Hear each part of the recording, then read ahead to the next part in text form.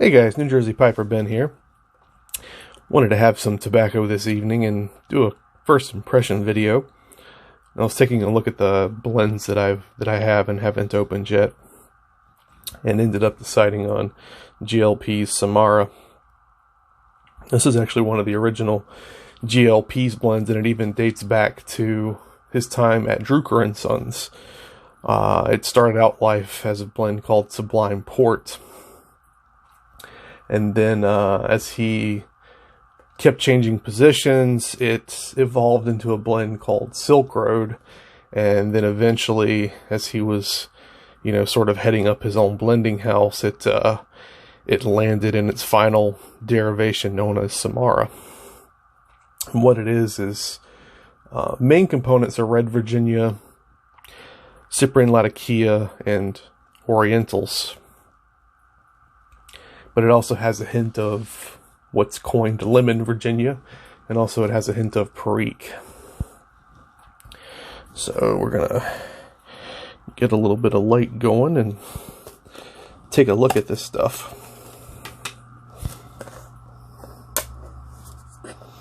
And just to note, this tin is actually from November of 2019, so it's already got a good bit of age on it.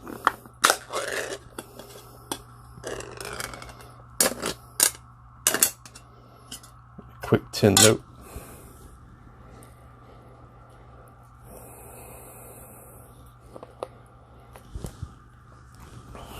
So it makes sense that, I do get a bit of that Latakia coming through, because that's such a forward odor in a blend, but it's definitely not a Latakia bomb by any stretch. Let me grab my tobacco tray. So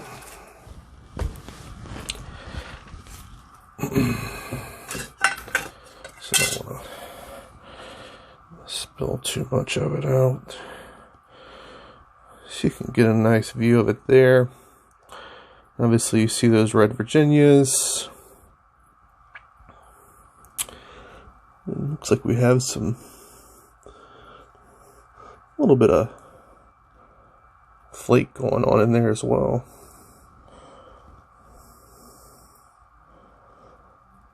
Let's get that broken up.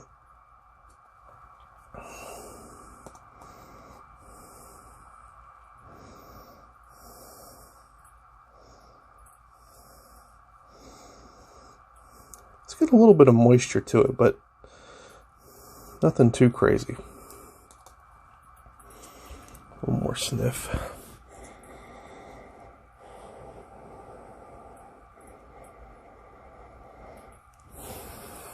Alright. I'm going to pull some of this out and let it dry, and come back to you with a quick smoke.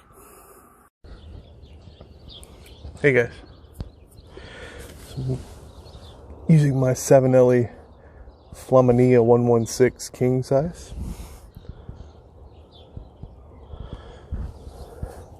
Nice ring grain rustication on this one. Nice big straight billiard.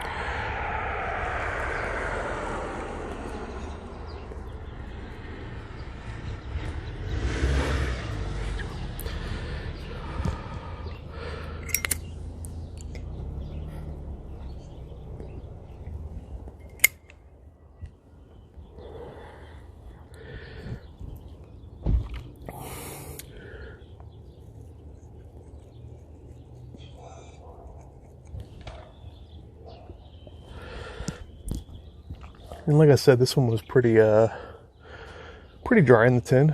I let it sit out for maybe 10 or 15 minutes as I was getting things gathered and getting my camera mounted and all that fun stuff.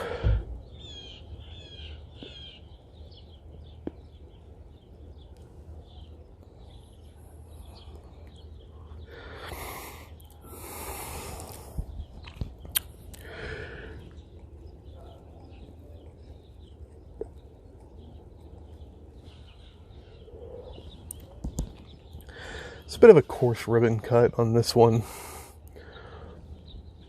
Not really a shag cut, but, you know, definitely some kind of uneven components in there. So, you know, combination of ribbon, a little bit of shag, a little bit of broken flake.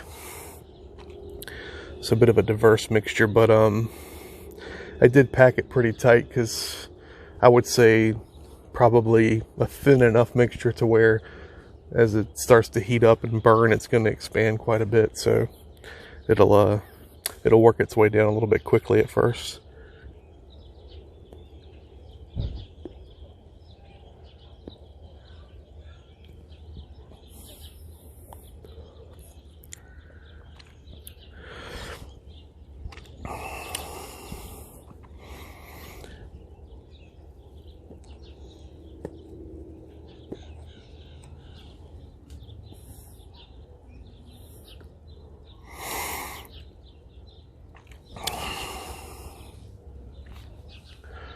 First thing I'm noticing is no particular component of the blend is hitting me over the head. It all seems like it's a really good balance of flavors.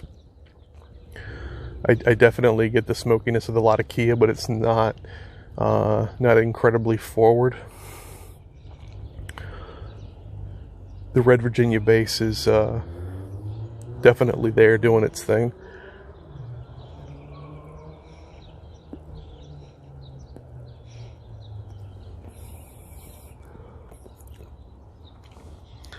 This seems to be the foundation. All the other stuff is kind of dancing around on and playing against.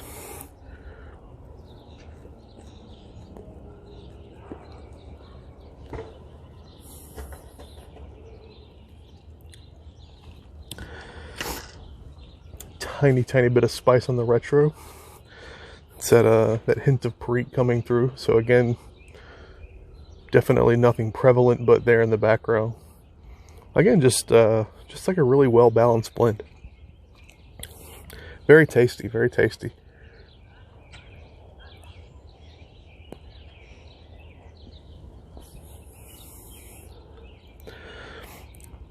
You get a tiny bit of brightness on the tongue.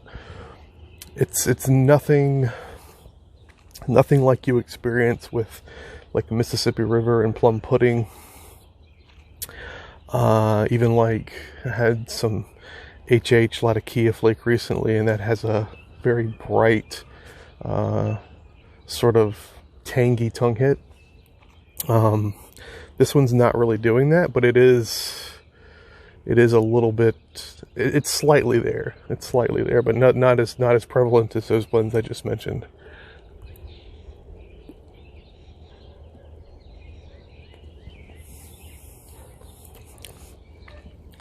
Kind of a velvety mouthfeel.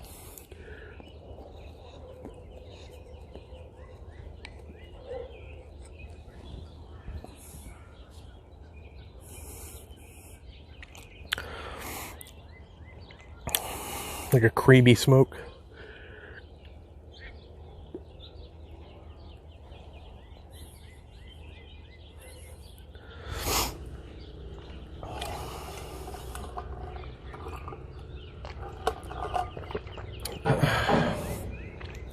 I'm going to pause for a bit and enjoy it, and I'll be right back.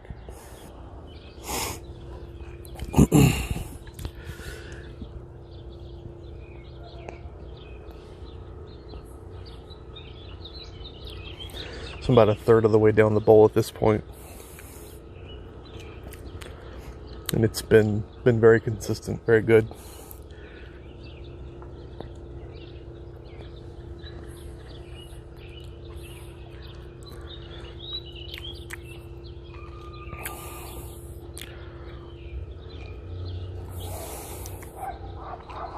Everything just kind of works together to make this, again, sound like a broken record, but just a very well balanced blend. Nothing is jumping out at you.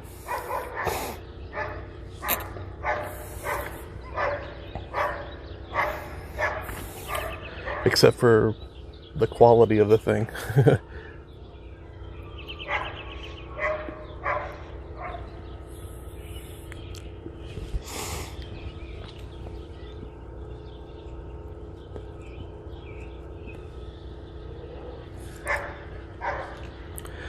So I was talking before about bright, tangy tongue hits. I really like bright, tangy tongue hits.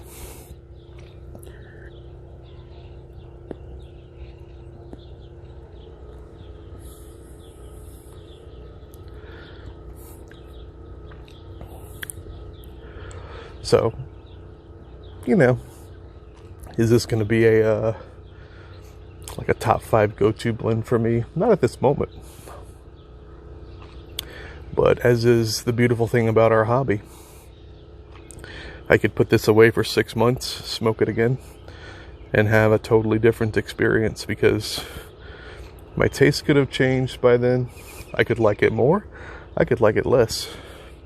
Right now, I can kind of see why this is one of sort of the OG Pease blends.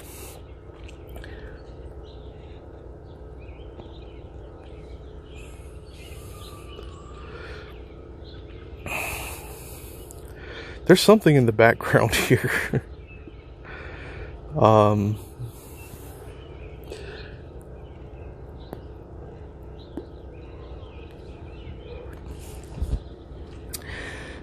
Damn tobacco blenders.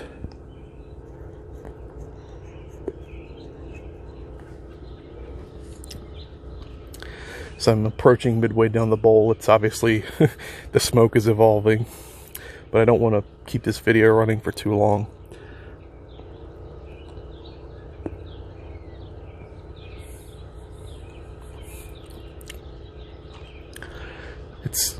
It's good, guys. I mean, it's a very well balanced English blend. I'll leave it at that. It's I'm trying to I'm in my head, I'm like, it's kind of like this, but it's not so much like that, and blah blah blah. But I gotta avoid doing that. I'm just gonna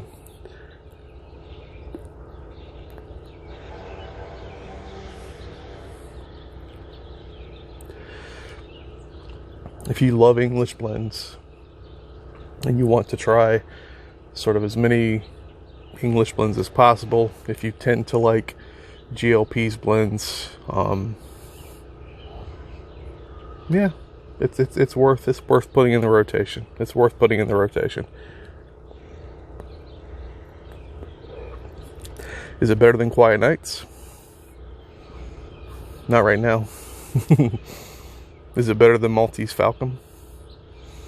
I'm not sure. Maybe. But that's the beauty. We have just unending choices. You know, just with GLP's blends, we have unending choices. It would take forever to unpack and analyze. I don't know. Smoking this is just like making me realize how awesome this hobby is, and how it can literally, you know, give you something to do for your entire life.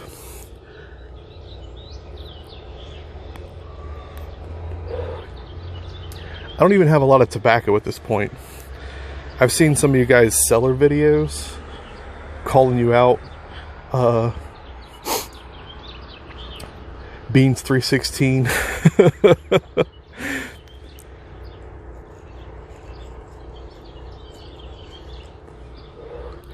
John Doran, I saw your cellar video from 2018.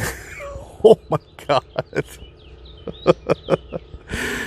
So yeah, anyway, I don't have a lot of tobacco. I've got a decent amount of tobacco, but I'm just saying, like, what I have right now, I could have unique experiences in this hobby with what I have right now for a long time. A really long time. Probably like 5 years, I would say. Because I've got base blends, I can do my own blending. You know, I've got blends that I'm going to age for a long time before I even touch them again. You know, I've got tins that, again, are going to evolve over time. So, have this here and now, have it again in a year, who knows? So, again, that's just why I love this damn hobby so much, because it's so dynamic. And even though it's sort of a singular thing, pipe smoking, the variety of pipes available to us, the variety of tobaccos available to us, it's crazy. It's almost like it's a Renaissance period or something. It's weird, because I know it's not like a hugely popular thing, but apparently it's enough to sort of give these companies somewhat of a livelihood. You know, these companies employ people. These people make a living doing stuff like this. And I just really think that's awesome. I'm sorry, I've gone down a tangent and a rabbit hole reviewing Pease Samarra, but I don't know, that's just, you know, just again, sort of what my brain's doing right now, trying to comprehend this stuff and the history behind it.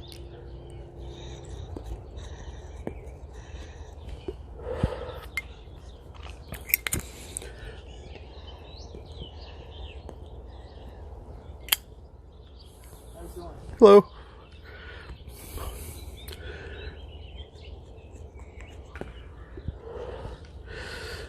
But yeah, it's a it's a GLP's English blend. For some people, that's kind of all you need to know.